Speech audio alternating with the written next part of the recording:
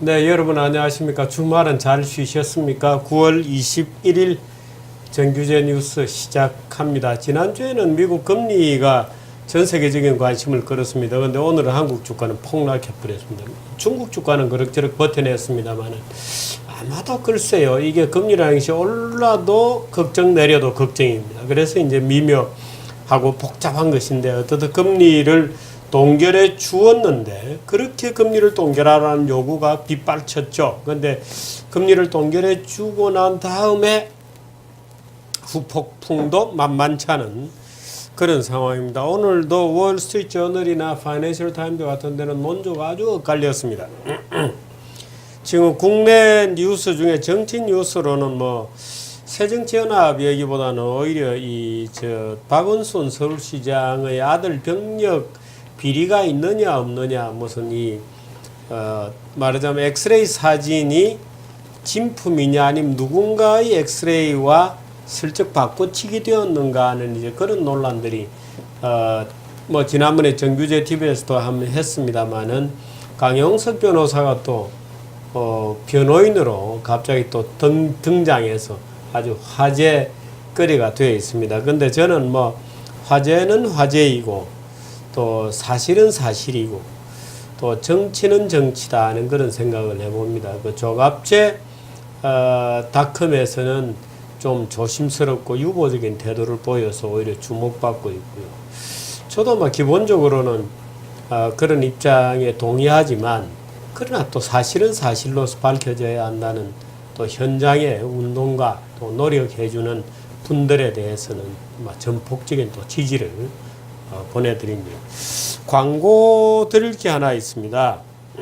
정규제 뉴스에 좀 많이 등록해 주시고 또 많은 분들에게 좀 선물 주기 이런 걸 해 주십사 하는 부탁을 늘 드렸습니다만 오늘은 그 광고는 아니고 오늘 10월 3일 날 정규제 뉴스 토크 파티를 개최합니다. 가을밤의 극강대회 이렇게 지금 되어 있습니다. 근데 극강대회 이러니까 좀 제목이 그렇습니다만은 여러분 아마 정규제 TV에 이 극강이라고 하는 강좌를 굉장히 엔조이 하실 겁니다. 이영훈 교수님 또 조우석 평론가 등 많은 분들이 나와서 강좌를 이어줍니다. 특강 위에 극강이다. 이제 이런 슬로건으로 이제 김 PD가 붙인 이름입니다만은 극강이라는 이름으로 많은 분들이 강의를 하는데 그 극강에 등장하는 강사들이 전부 오십니다. 전부 오셔가지고 여러분들을 만나고 극강에서 있었던 여러 가지 얘기들을 같이 나눠보고 또 현장에서도 그 요점 정리도 좀 해보고 또 아주 히트가 많이 났던 그런 그 강좌에는 저희들이 또 상도 주고 하는 그런 행사입니다. 당연히 오셔야 되겠죠. 10월 3일 날 저녁 6시부터 8시 반까지 한국정제신문사 1층 아마 몇 번씩 와본 사람들이 계실 겁니다만은 소공원 한국정제신문사 1층 소공원에서 10월 3일 날 저녁 6시에 정규제 뉴스 극강대회 가을밤의 극강대회 행사를 갖습니다. 어른들은 10,000원이고요. 대학생은 5,000원입니다. 늘 움직이면 돈이 따르게 되어 있는 것이어서 미리 좀 말씀을 드려놓는 것도 예의이지 싶습니다. 자, 오늘 정규제 뉴스 준비된 프로들은 이렇습니다. 주제들 보시죠. 류여해 교수의 춤추는 법. 기발한 장박사. 그 기발한 장박사, 그 장원재 박사가 지난 주말에 만주사변의 현장 봉천 갑자기 이름이 그게 중국에 다녀왔다고 합니다. 그 얘기도 좀 들어보도록 하겠습니다. 류여해 교수는 오늘 낮에 있었던 세미나들이 좀 몇 건 있었다는데 그 얘기도 좀 들어보도록 하겠습니다. 미리 보는 환경이 있고요. 정규제 칼럼은 청년 일자리는 성공적으로 파괴되었다. 청년 일자리는 성공적으로 파괴되었다는 주제로 여러분들께 말씀을 드리겠습니다. 오늘의 뉴스 보시죠.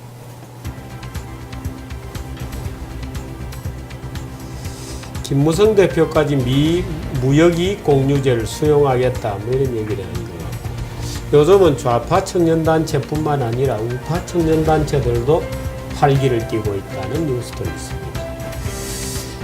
페드의 불확실성에 짜증낸다.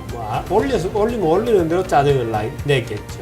그리스치 플러스가 재신임 되었다는 얘기도 있습니다. 다음, 중국이 고속철도 원전 치고 나가고 있습니다. 우리 이명박 정부 때는 꽤 원전 수주 활동이 있었는데 요즘은 뭐 하는지 모르겠습니다. 북핵 문제 있고요. 배기가스 수치를 잘못 보고한 폭스바겐이 미국에서 몰리고 있다는 얘기입니다. 말레이시아의 원 MDB, 지난번에 제가 정규제 뉴스 특종으로 말씀드렸습니다만 사건이 확대되고 있습니다. 자, 이성현 아나운서부터 오늘의 뉴스 시작합니다. 부탁합니다. 9월 21일 월요일 오늘의 뉴스입니다. 19대 국회에 상정된 경제 관련 심의 토의안건 10개 중 7개가 반시장적 성향인 것으로 나타났습니다. 자유경제원은 오늘 19대 국회 시장 친화성 평가 토론회를 열고 19대 국회 상정의안 분석 결과를 발표했습니다. 분석 자료에 따르면 337개 의안 중 68.8%인 232건이 반시장적으로 평가됐고 31.2%인 105건만이 시장 친화적인 것으로 분류됐습니다. 또 중요 의안 131개를 별도로 선정해 제명 의원 및 총투표 횟수 30% 미만인 국회의원을 제외한 뒤 269명을 대상으로 조사한 시장 친화 지수도 발표했습니다. 정당별로는 새누리당이 38점, 새정치민주연합이 30.6점, 정의당 25.6점을 기록하며 중간값인 50점에도 못 미쳐 사실상 모든 정당이 반시장적으로 평가됐습니다. 네, 우리나라는 정치에 대해서 오해하는 분들이 많고 국회의원들은 더욱 그런 것 같습니다. 제가 그 국회의원들하고 만나서 얘기를 해보고 나면 대부분 정치는 그런 게 아니야 뭐 이렇게 얘기합니다. 근데 그런 게 아니라니요. 경제적 자원을 어떻게 배분할 것이냐는 게 정치적 결정입니다. 정치 그 자체라는 것은 따로 존재하지 않습니다. 근데 경제적 자원을 어떻게 배분하느냐 하는 것을 잘못 판단하고 있는 분들이 굉장히 많은데, 그건 한마디로 정치를 당신이 몰라서 그래가 아니고 무식한 얘기입니다. 무식해서 그렇습니다. 말하자면 경제가 무엇인지를 모르기 때문에, 또 사회적 자원을 어떻게 배분해야 하는 것이 곧 정치인데 거기에 대해서 잘 모르니까 그냥 야, 경제는 경제고 정치는 정치야, 경제 논리 우리 몰라, 우린 정치는 알지만 경제는 몰라는 얘기를 하는 건데 결국 그는 무식하다는 얘기입니다. 무식한 국회의원들이 이렇게 많다는 주장입니다. 아니면 좌익이거나 둘 중에 하나이죠. 예. 새누리당이 한중 자유무역협정 후속 대책으로 무역이익 공유제를 적극 검토하기로 했습니다. 이장우 새누리당 대변인은 오늘 국회에서 열린 최고위원회의 후 기자들과 만나 이날 비공개 회의에서 무역이익 공유제를 논의했다고 말했습니다. 이어 한중 FTA와 관련해 농어촌 피해 대책 방안으로 당 차원에서 무역이익 공유제를 적극 검토하라는 김무성 대표의 발언이 있었다고 덧붙였습니다. 무역이익 공유제는 FTA 협정에 따라 혜택을 보는 업종이 손해를 보는 업종에 일정한 경제적 기여를 하자는 내용을 규정한 제도입니다. 네, 지금 이 무역이익 공유제도 제가 조금 전에 얘기한 무식한 발상입니다. 말하자면 FTA로 해서 자동차가 잘 팔리므로 잘 팔리는 데서 돈을 빼앗아서 손해보는데, 말하자면 농민들에게 나눠주자 이런 얘기인데 그건 정말 무식한 얘기입니다. 우리가 FTA를 하고 무역을 하는 이유라는 것은 이렇습니다. FTA를 하고 무역을 하는 이유라는 것은 FTA나 무역을 통해서 국내 구조조정이 일어나기 때문입니다. 또 그런 구조조정을 통해서 산업이 발전하고 좋은 일자리가 생기고 우리의 삶이 윤택해지는 것이죠. 근데 좀 잘 되는 데서 돈을 뺏어가지고 안 되는 데 보태주게 되면 이 구조조정이 일어나지 않습니다. 그럴 바에는 아무것도 안 하는 게 낫습니다. 아예 무역 활동을 안 하는 게 낫습니다. 예를 들어서 비교 우위하고 사람들이 절대 우위를 늘 혼동합니다만은, 예를 들어서 이런 겁니다. 아무리 시간당 뭐 수백만 원씩, 1,000만 원씩 받는 유능한 변호사가 있어도 그 국제 변호사가 자기가 직접 타이핑을 하지 않습니다. 자기 비서에게 타이핑을 맡깁니다. 이 타이핑이나 워드 프로세스 작업도 자기가 비서보다 훨씬 잘하지만 자기가 하지 않고 비서에게 맡깁니다. 자기가 국제 변호사 업무도 잘하고 워드 프로세스를 만드는 것도 훨씬 비서보다 잘하는 것은 절대 우위입니다. 절대적으로는 나는 국제 변호사도 잘하고 워드 프로세싱 작업도 잘한다. 그러나 이 둘 다 내가 하지 않고 비서에게 나보다 못하는 워드 프로세스 작업을 나보다 못하는 비서에게 그 일을 맡기는 이유는 바로 비교 우위 때문에 그렇습니다. 왜? 내가 그 시간에 나는 국제 변호사 일을 더 열심히 하고 거기서 받은 돈으로 비서 월급을 주는 겁니다. 그래서 비서라는 일자리가 만들어지는 것입니다. 만일에 지금 김무성 대표까지 무역이익 공유제, 원래 이게 새정치연합에 누군가가 주장했다고 돼 있는데요. 김무성 대표까지 가담하고 있다면 참 국제인 무식은 그걸 달리는 것인데, 만일에 국제 변호사가 버는 돈을 너는 국제 변호사 해서 많이 벌었으니까 내놔라 하고 비서에게 떼주라 그 한다면 비서 일자리가 생기겠습니까? 비서 일자리가 안 생기죠. 오히려 그 시간에 다른 자기는 국제 변호사를 해서 많이 벌어서 예를 들어서 임금을 주고 고용하는 관계가 되는 거죠.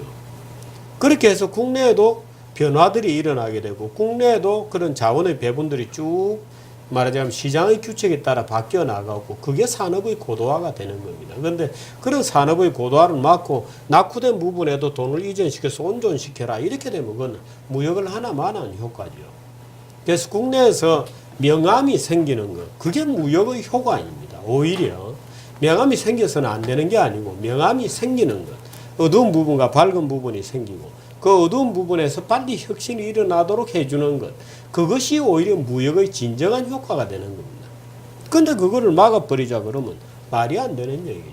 더군다나 한중 FTA 같은 경우에는 바로 그런 문제 때문에 아예 낮은 단계로 가버렸어요.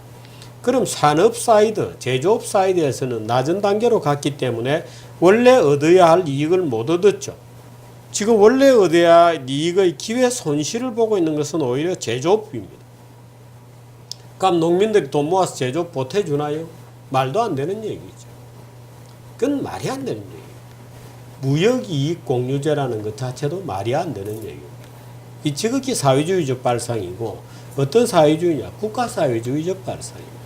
국가를 하나의 경제 단위로 보고 생각하는 국가사회주의적 발상이죠.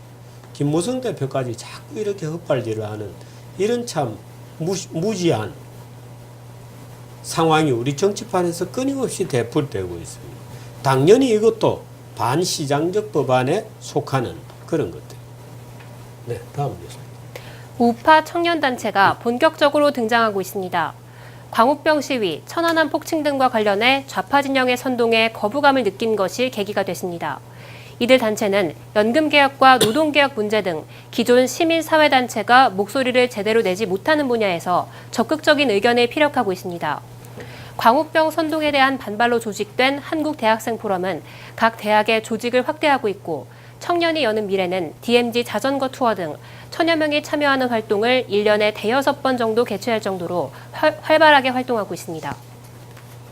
네, 다행입니다. 이 참 고생을 사서 해주는 이런 젊은 분들이 많아서 여간 저희들은 참 대견스럽지 않고 또 우리들도 가능하면 이런 젊은이들에게 를 지원하고 또 기업체들은 이런 젊은이들을 골라서 취업 문호도 좀 활짝 열어주는 그런 배려가 있어야 되겠습니다. 그런데 기업들은 아직도 기업을 까고 비판하고 조지고 와서 기업을 해코지하는 이런 단체 오히려 잘해줍니다. 왜 잘 안 해주면 당장에 해코지하고 비판의 목소리를 높이니까.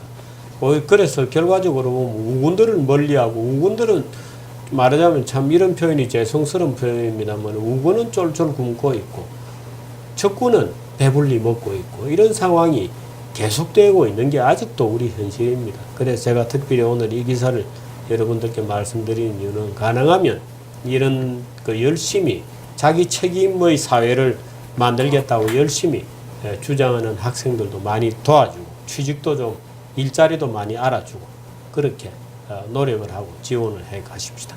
네. 미 중앙은행의 금리 동결 결정으로 글로벌 금융시장이 혼란을 겪고 있습니다. 지난 17일 FOMC의 결정은 전 세계 투자자들을 당혹스럽게 만들었고 다음 날인 18일에는 미국과 유럽 증시가 폭락했습니다. 이에 따라 중국 등 신흥국 금융시장이 미국 증시의 폭락에 어떻게 반응할지 시장에 관심이 쏠리고 있습니다. 오늘 코스피 지수는 31.27포인트 내린 1964.68에 거래됐고 코스닥 지수는 1.28포인트 내린 688.9에 장을 마쳤습니다. 중국 상하이 지수는 58.62포인트 상승하며 3,156.54로 거래를 마감했습니다. 상황이 이렇다 보니 미 중앙은행의 결정이 글로벌 금융시장의 불안과 변동성을 키웠다는 분석이 지배적입니다.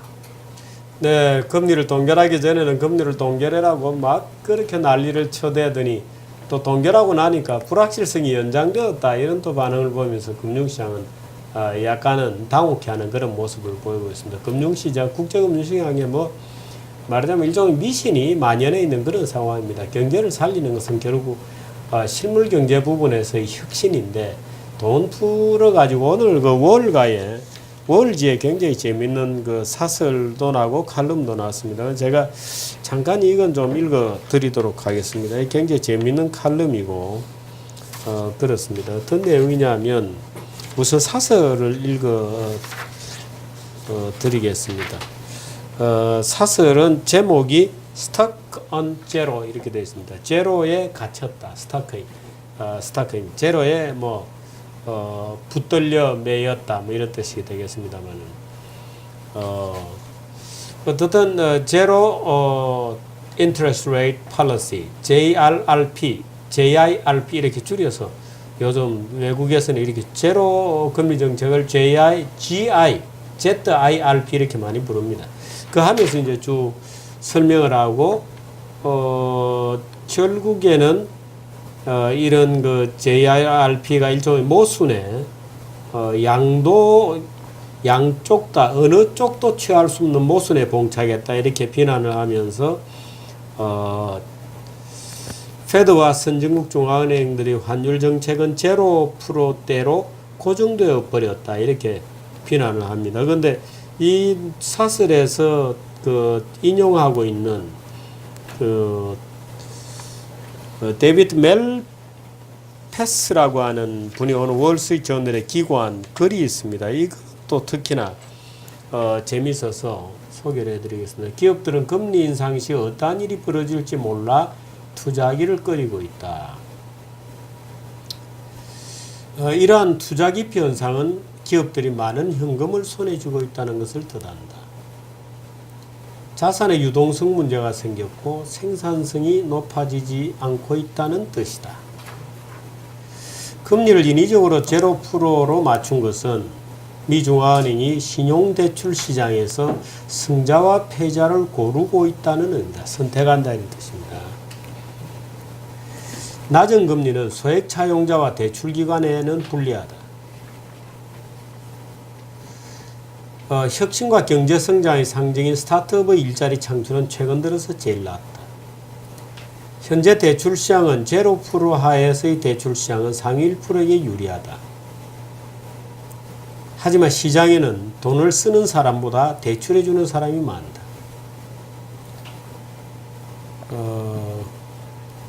그 다음에 쭉 이런 거죠. 또한 GIRP는 미국 가정의 소득과 저축자금에 피해를 미친다. 소득 불균형은 더 심해질 것이다. 이는 낮은 금리가 중산층보다 상류층에게 더 많은 기회를 보장하고 있기 때문이다. 중산층은 저축을 늘리기에 몰두하지만 상류층은 싼 값에 돈을 더 빌릴 수 있게 된다. 최근 조사에 의하면 2014년 미국 가정의 평균 소득은 전년 대비 1.5% 줄었다. 경제가 상승기에 있는 상황에서 평균 소득이 떨어진다는 것은 놀랄 만한 일이다. 이것은 페드의 금리 정책을 재고해야 된다는 뜻을 의미한다. 금리 동결은 소액 채권자들과 저축인과 저축하는 사람과 그 밖에 많은 서민들에게 피해를 입힌다. 그 다음에 일본 얘기가 쭉 나오는데 일본이 뭐 돈을 그렇게 푼다고 경기가 살아났다는 얘기를 들어본 적이 있냐. 뭐 이제 이렇게 얘기를 하고 있습니다. 그래서 오늘 제가 월지에 난 이 칼럼을 소개해 드리는 것은 국내에서는 좀 이 금리 관련 논쟁이 조금 겉돌고 있습니다. 그래서 제가 조금 주의를 환기하는 차원에서 얘기를 좀 드렸습니다. 네, 다음 뉴스. 알렉시스 치프라스 전 그리스 총리가 이끈 급진 좌파연합 시리자가 조기 총선에서 또 한 번 승리했습니다. 오늘 그리스 내무부에 따르면 시리자는 득표율 35.47%로 1위를 차지했고 신민당은 득표율 28.09%로 2위에 올랐습니다. 이에 따라 치프라스 전 총리는 재신임을 받겠다며 내각 총사퇴를 결정한 지 한 달 만에 다시 총리로 복귀하게 됐습니다. 치프라스 전 총리는 아테네에서 가진 승리 연설에서 그리스의 자존심을 위해 싸움을 계속해 나갈 것이라며 정직과 근면으로 노동자 계급을 위한 노력을 계속하겠다고 밝혔습니다. 네, 참 글쎄요. 특이하군요. 재밌는 나라고. 얼굴이 잘생겼죠. 치프라스 얼굴이 아주 잘생겨서 아마 몰표가 있지 않나 이런 느낌도 듭니다만 여러분들이 어떻게 보셨는지 모르겠습니다. 어떻든 참 치프라스 같은 이 정략, 멋지게 정략을 벌여가는 것이 참으로 어처구니 없게도 그리스 국민들에게 먹히고 있다고 하는 것은 그러니까 그리스 국민들이 어떤 상상력의 한계를 뜻합니다. 그러니까 앞에서 이제 어떤 책략적으로 선택된 안을 가지고 국민들에게 찍기를 강요하고 또 국민들은 찍습니다. 그러니까 국민들이 가지고 있는 논리를 압도하는 책략적 논리를 어떤 술수가가 내놓고 밀어붙이는 거죠. 이제 그게 속수무책으로 그리스 국민들은 주어진 답안지에만 OX를 선택할 뿐인 그런 처지로 자기가 전락하고 있다는 것을 잘 모르죠. 그 정치는 참 그런 묘한 맛이 있고 결국 그것을 결정하는 것은 그 나라 국민들의 민도인 것 같습니다. 뉴스는 여기까지 할까요? 1부는? 예, 1부 뉴스는 여기까지 하겠습니다. 광고 하나 들으시고 류여혜 교수 만나시겠습니다. 1. 어때? 내 새로운 노트. 2. 한 손엔 S펜, 3. 다른 손은 뭐 없냐고? 4. 환상의 그립감. 5. 이건 노트만 되는 거야. 1. 깜빡했다. 2. 배터리도 없잖아. 3. 뭐 있지? 4. 충전됐겠지? 5. 땡큐 노트. 삼성 Galaxy Note 5.